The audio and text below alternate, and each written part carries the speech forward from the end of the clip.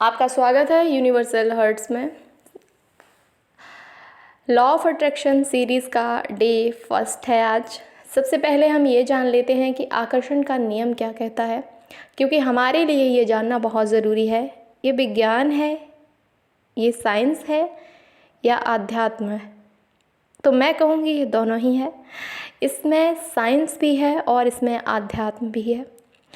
इसे मैं आपको समझा देती हूँ पहले, उसके बाद हम बात करेंगे कि पहले दिन आपको क्या करना है। देखिए, गीता में श्री कृष्ण अर्जुन से कहते हैं, कर्म करो, फल की चिंता मत करो। ये क्या है? सुना तो कई बार होगा, कभी सोचा आपने? लॉ ऑफ अट्रैक्शन में भी बोला जाता है डिटैचमेंट।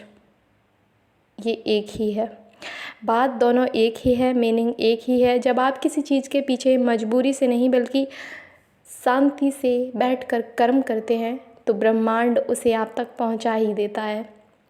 लोहा का मतलब बस सोचो और बैठ जाओ नहीं, बल्कि गीता की तरह सही कर्म के साथ सही इच्छा भी है।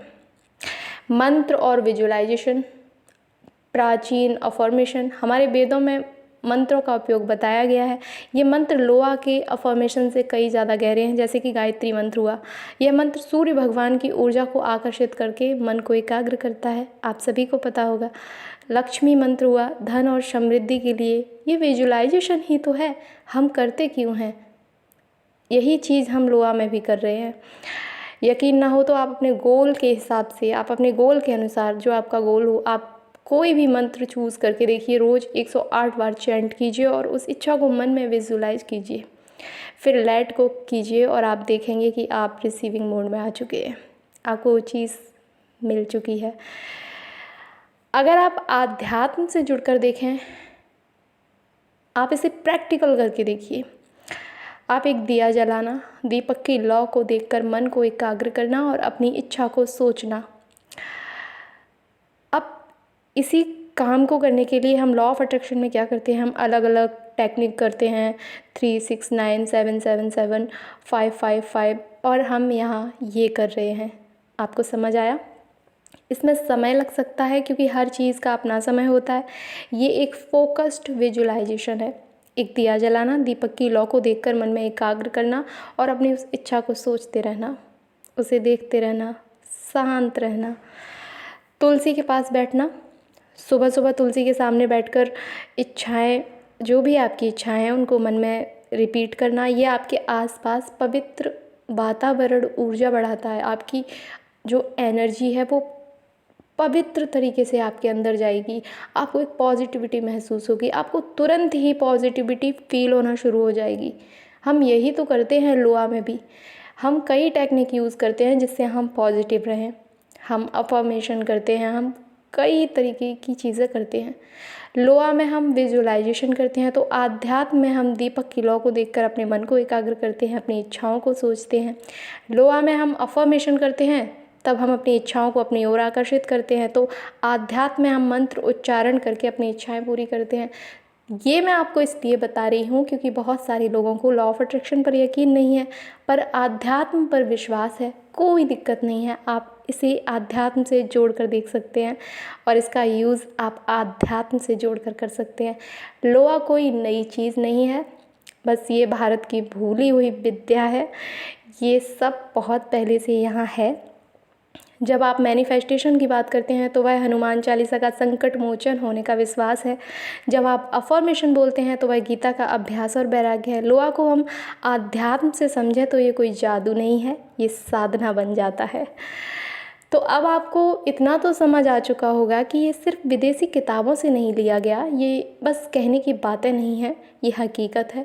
और ये सब मैंने आपको इसलिए बताया है ताकि आपका दिमाग इस पर यकीन कर सके, क्योंकि दिमाग को यकीन दिलाना बहुत ज़रूरी है, क्योंकि सारा खेल तो इसी का है। चलिए अब बात करते हैं आपको पहले दिन क्या करना है।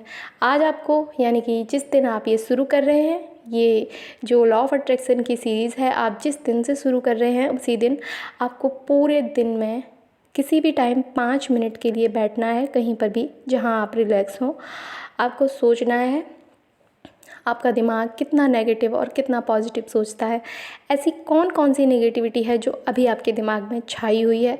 जैसे कि आप जब सोचते हैं कि मेरी यह इच्छा पूरी हो जाए, मेरी ये विश पूरी हो जाए, आपको जवाब मिलता है नहीं हो पाएगी, ये कैसे होगा, ये क्या होगा, मेरी जॉब चली गई तो क्या होगा, मेरे फ्यूचर का क्या होगा, मेरा पार्टनर मुझे छोड़कर चला गया तो क्या होगा। बहुत सारे डर, इसको नेगेटिविटी कहते हैं। ये आपका प्रेजेंट तो ख़राब करती ही है, बल्कि ये आपका फ्यूचर भी ख़राब करती है। तो इसको पकड़ना, ढूंढना और अपने अंदर इसको पहचानना, आपके नेगेटिव थॉट क्या है उसे तोड़ना, उसे ख़त्म करना है। ठीक है, नेगेटिविटी को हटाने का मतलब है खुद को रीप्रोग्राम करना। जैसे कि कंप्यूटर में वायरस डिलीट करने के लिए पहले उसे स्कैन करते हैं, वैसे ही आज आपने अपने मन को स्कैन किया है। कल हम सीखेंगे नेगेटिव विचारों को कैसे रिप्लेस करें। अब आज आपको ढूंढना है, आज आपको पकड़नी है सारी चीज़ें। ठीक है, आपको प्रेजेंट में आना है। उसके लिए ये आपने किया, आपने नेगेटिव थॉट्स ढूंढे, आपने अपनी नेगेटिविटी को पकड़ा, आपको पता चला आप कहाँ कहाँ डरे हुए हैं। उसके बाद आपको तुरंत ही प्रेजेंट में आना है। तुरंत ही यानी कि 5 मिनट आपको सोचने के बाद प्रेजेंट में आना है। उसके लिए आपको क्या करना है, आपको गहरी गहरी सांसें लेनी है। 5 मिनट तक आपको डीप ब्रीथ करनी है। 5 मिनट सिर्फ सांसों पर ही ध्यान होना चाहिए आपका। आपको महसूस करना है, आपको देखना है अपनी सांसों को कि कैसे आप सांस ले रहे हैं। आप सिर्फ सांस ले रहे हैं। ये क्या हो रहा है, आप सांस ले रहे हैं, आपकी सांस आ रही है, आपकी सांस जा रही है, बाहर अंदर। ये सांसें आपको मिली हुई हैं, अभी आप जी रहे हैं। इतना करने के बाद आपको अपने आप को बोलना है कि आगे जो आने वाले 20 दिन हैं मुझे सिर्फ अपने ऊपर देने हैं। चाहे मैं कितना भी बिज़ी हूँ, चाहे मैं कितनी भी बिज़ी हूँ, मुझे अपने लिए 20 दिन का समय निकालना है। मुझे जीना है उन पलों को सिर्फ अपने लिए। आपको पहले दिन सिर्फ इतना काम करना है। आपका ये टास्क है, आप इसे जो भी समझें ये आपका काम है। आपको ये जो मैंने आपको बताया है आपको ये करना है। कल मिलेंगे डे 2 नेगेटिव सोच को बदलने के 3 मैजिकल टूल्स के साथ।